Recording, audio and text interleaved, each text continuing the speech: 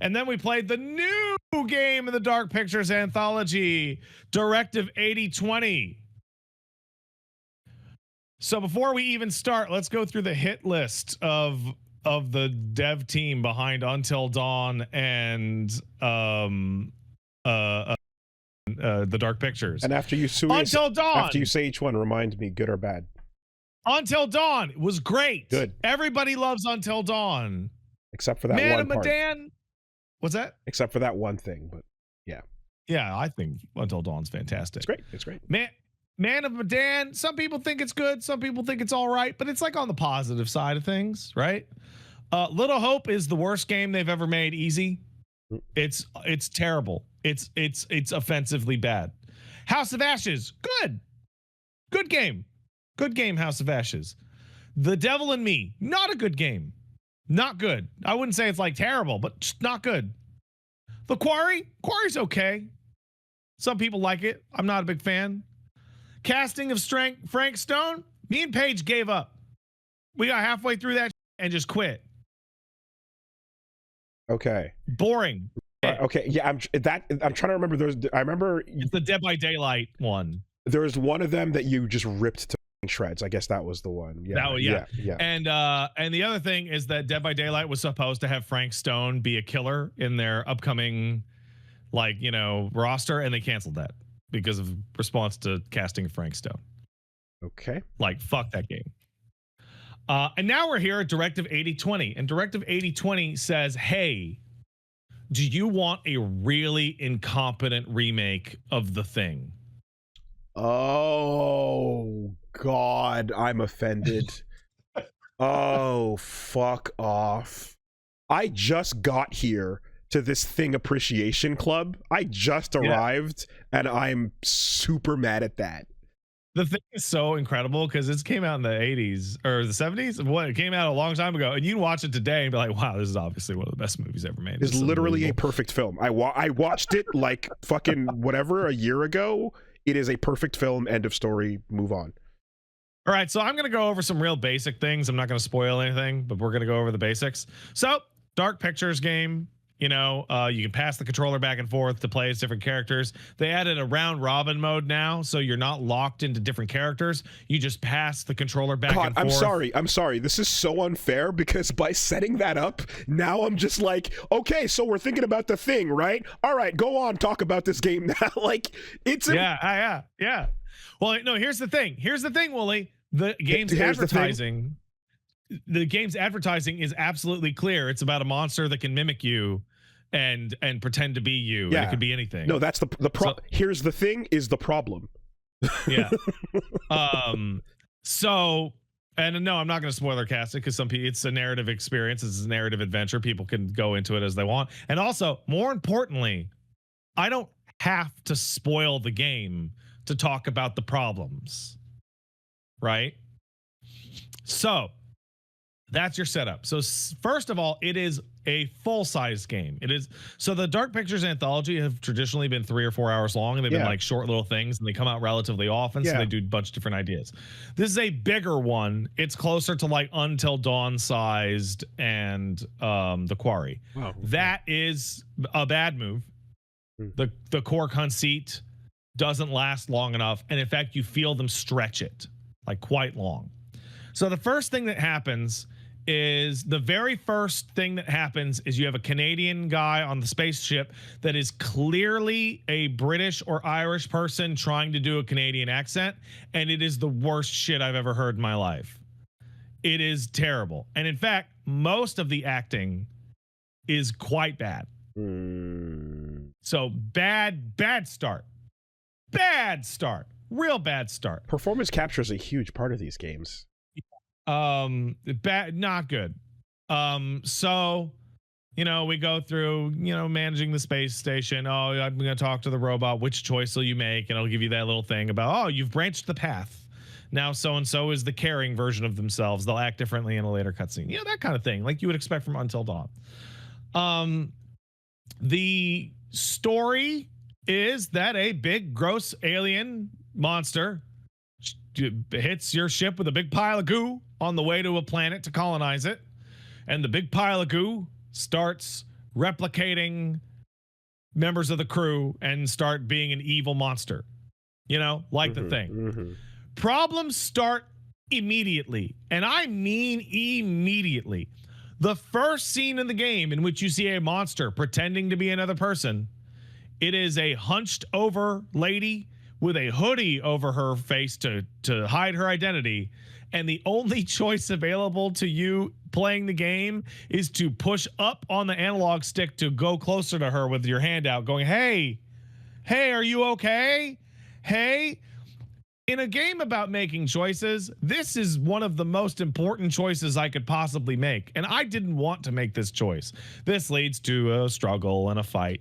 But of weird note is that right away, this is the first encounter. Okay, we've encountered a hostile lady who the player knows that it's an alien monster that changed, right? And it decides to chase our hero around as a human being with a stick. Okay. Like, it doesn't turn into a monster or do anything weird. It's is it moving super fast, and does it have the ability to kill you with that stick? Oh, no, it can't kill you. Yeah, but it's just walking around. Okay. And here we go. And we in this section we have discovered how they've decided to make this more of a real video game. That's not very Among Us. It's not, but it is Among Us. We'll get there in a second. And the way that they've decided that, hey, these have recently been they're choose your own adventures, right? Your only gameplay is quick time events and exploring an area and choosing story outcomes, right? Like, that's been the narrative structure of nearly all of these games for a while. And the people behind the Dark Pictures anthology, and they said, you know what we need to do? We're going to make this more of a video game. We're going to put gameplay in here. And what they have decided to do, they have added the gameplay of really bad stealth sequences. Okay. As you crouch behind waist-high sci-fi cover in a very basic stealth game. And oh my God, Ronnie Salmon in the chat calls it sawdust gameplay. Oh my God, that is a great term because Filler. it's just there for filler. It's just there for filler. Very, very dull stealth gameplay. And you know, we do it in the first section and I go, well, at least we're not going to do that often. Yeah. Okay. Right. Okay. So we load up and we get our bunch of characters, and then we establish that there's problems with the ship and they're trying to figure out why that character's acting weird, and the player knows that it's because they're an alien, and so on and so forth. This is where we discovered that they're not just cribbing from the thing, they're also cribbing from aliens. So we have like a 1-to-1 recreation of Dallas going in the vents to seal the alien off. Stuff like that. And it's all like pretty mediocre in terms of like acting and plot. When the real problems start happening, and I mean big systemic problems, is a couple hours in, you get to play as a guy named Cernan. He's a Turkish guy that me and Paige incorrectly thought was German, so we did a German accent for all of his dialogue in the entire game, only to find out after we beat it that he was from Turkey. Oops. That's fine. We've been throwing a German accent on Franziska von Karma, even though her objection is unaccented. It doesn't matter. Yeah, that's fine. And we play a section of Cernan. We get to know Cernan, and then the game goes 22 hours later and does like a big red thing and like skips forward in time. And what we do as Cernan is we do a stealth sequence from the alien pretending to be a member of the crew, which I succeeded and got away. Then we flash back to the present, now knowing that Cernan is guaranteed to survive all events until that happens. Right. Yeah. Which that happens with 3 characters where they flash forward to and sections at the end of the game, and then you succeed them.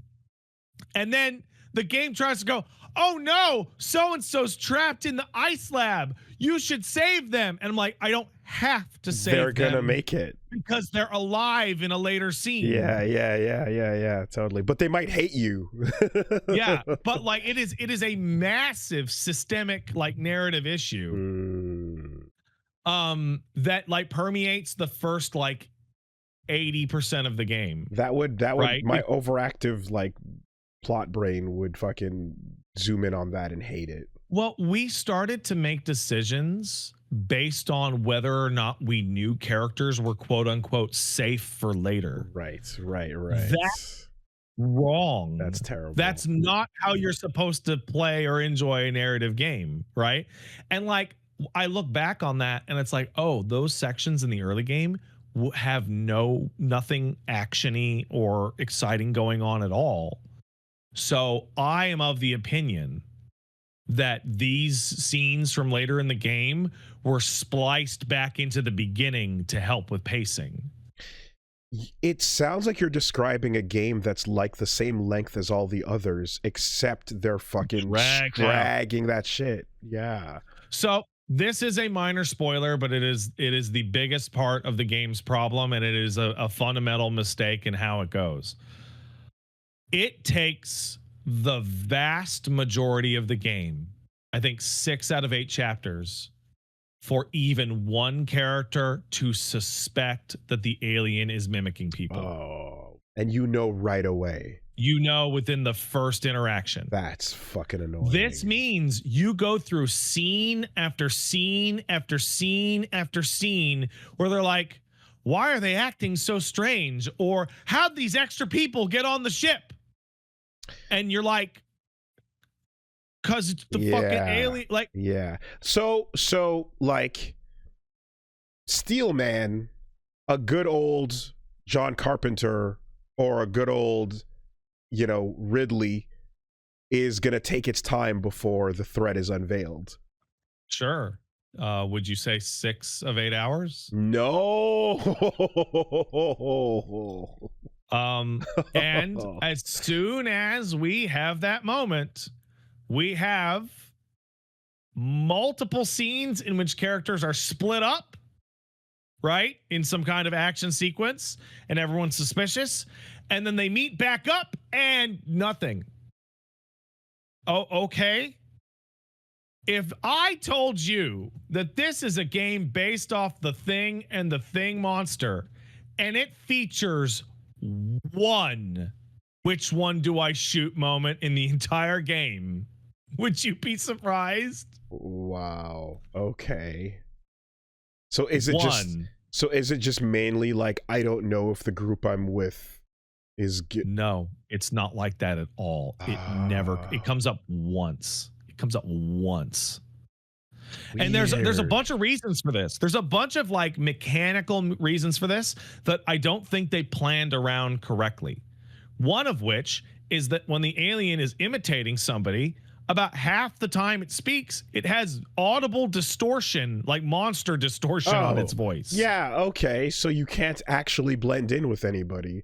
Yeah. You can see them for 2 seconds. Or they'll be like, just open the door. I'm your friend. Why don't you? And it's like, it's fooling no one. Right. It's doing monster trap shit. And it's like, if you're not going to have them trick the player into who's a doppelganger or not, why are you using doppelganger?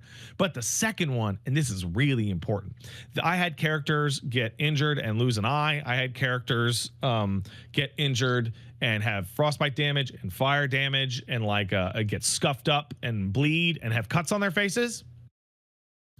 We discovered very early that every doppelganger that is presented will be pristine and uninjured. Mm-hmm. This led to a scene in which there was a room full of injured people and them going, it could be any of us. And I'm like, it can't be them, or them. Because they're hurt. Because they still have the injuries from the earlier scene. Right. And I'm like, this is like this is the guts of this type of story. Is it could be anybody, and I never thought that once. And what you just described is also applicable in a game like No, I'm Not a Human, but that's the actual gameplay. Is, hey, good job, you just noticed this person is not injured, dirty, right? They look way too clean. And Paige, and I'm going to say 99% of the chat had no doubts about anyone even once in the entire game. It was incredibly obvious who was and who wasn't and what was. And like they have some moments where you get split up and there's like a door and you're like, open the door, I need to get in. And there's two of those. And one, laughably obvious it's a monster. And then two, laughably obvious it's not the monster. Just trivial. That sucks. And on top of that, okay, we eventually get some monsterism, right? We get some thingism. And if, okay, we're a thing creature, it can transform cool into design. things. It can, what's that? Cool design. Well, there, so John Carpenter's The Thing only shows you the thing a couple of times because they only had the budget to make a couple of dummies, right? This is a video game where you can make multiple models and squash and stretch them. What if the thing that can be anything turns itself into the same enemy model like 40 times? Nothing changes. And it's like head to toe the same monster. Oh man, okay. And see, the way that the fucking dog exploded is completely different from the way the head splits open, and that's all. Yeah, really so interesting. we have a situation where there's like a big pile of goo on the wall, and like the same monster that has been chasing you the whole game just comes out of the wall, and it's the, and I'm like, it just I should be seeing less of these, and they should all be unique, and they should all be people that I've tried to trick me. And then from a mechanical perspective, the last hour and a half of the game is back to back to back to back stealth sequences against the same monster with every character in the roster. And it's bad stealth. And it's kind of offensive because you get this thing at the top of the screen that goes new objective, avoid the creature. That's the same as the last objective, which was avoid the creature. And the objective before that, which was avoid the creature. And the objective before that, which was avoid the creature. And these weren't fun those times either. Are you just like, is the camera just jumping around as multiple people are escaping a maze or something? Like, yes, actually, almost. Yes. Okay, all right. And on top of that, they have their twist, which most of the game builds up the fact that there's an alien on the ship as the twist, even though they show it to you within 10 minutes of the start of the game. Very strange. Then they have their secondary twist, which is okay. And then they have their third twist, which seems like it'll go somewhere, and then they just do absolutely nothing with it at all. And it's one of those twists where your brain just starts to go, why? But what? Wait, no, that doesn't. How? Okay, like, and then the game just ends. Not like sequel hooking or something. No, okay. no. Okay. The big twist of the game doesn't make any sense, like from a practical or narrative perspective. Like it does, like I don't understand how it can exist in the game's own the game's own universe. So we ended the game just going like, what? Waste of time. More than anything, waste of a good premise. Man, I'm so curious how these games are written, because it feels like a first draft is what it feels like. Okay, because I'm looking to see like, how of the Dark Pictures, of all the Supermassive games. Okay, Until Dawn, Larry Fessden and Graham Resnick. Okay, a lot of The Quarry. A couple of the same names are popping back up here for Man of Medan, Little Hope, and so on. Looks like Directive 8020 is the same writer as no, these are new people. Yeah, well, it should stop. Okay. Also, so this game also does not feature any of the Dark Pictures anthology like curator, like in between chapter, like narrative hook where there's like a spooky guy in a study doing crypt keeper shit. Until I was in the last chapter of the game, and in the last chapter of the game, you can pick up one of the coins from Man of Medan. And your character goes, "Huh, that's weird. That shouldn't be there." And he stands up, and the curator, which is a British guy in a suit with a bowler hat, is standing behind you, posing. And I went, "What?" And then a couple extra scenes throughout the end of the game had the curator just standing in the background in modern day clothes and a bowler hat, posing. And I'm just like, what the actual fuck is this? And what it is that if you when you pick up that item, they unlock something called Zero Death Replay, which is every time your character could die, the curator shows up posing in the background. And if you get through the entire game with all characters alive, you get the scene with the curator who gives you like a vague sequel hook. But like, I swear to God, we're on a space station running from monsters, and there's like a dude posing in the background, and it looks like shit. Okay, and it's meant to be like a narrative, like if you see him. It's meant to be like, oh right, the dark pictures. If you see, okay, sure. Oh well, that answers my question. I was gonna ask, like, is this actually part of the? Yeah, no, it is. Okay. And also because they're assholes, they imply that 8020 is a sequel to one of their prior games, and you see a little callback, and you're like, this fucking weak. This okay. Fucking because yeah, just a waste of time. Just a waste of time. How long is this anthology? How many are there? Oh, we've done them all. So in total, we're going up on 40-50 hours, I guess now. Oh wait, no, I just mean to say, like, is this the last one, or is everything they released? This is the last of this season. Okay. Wow. Yeah, total waste of time. That sucks, man, because after Until Dawn, it was definitely an exciting idea to think, oh, we're gonna make more stories shorter so that they can come out more frequently. And if they're all hitting that quality, then great. Oh, this is the first of season 2? Oh, good. Oh, yay. So that's Directive 8020. It's bad. They should go back to not having gameplay in these games. That's a bold statement of me to make. No gameplay better than bad gameplay. 1,000,000%. Especially when it clearly feels out of place, and nothing that they've done before this seems like they would know how to. Yeah, that's bad.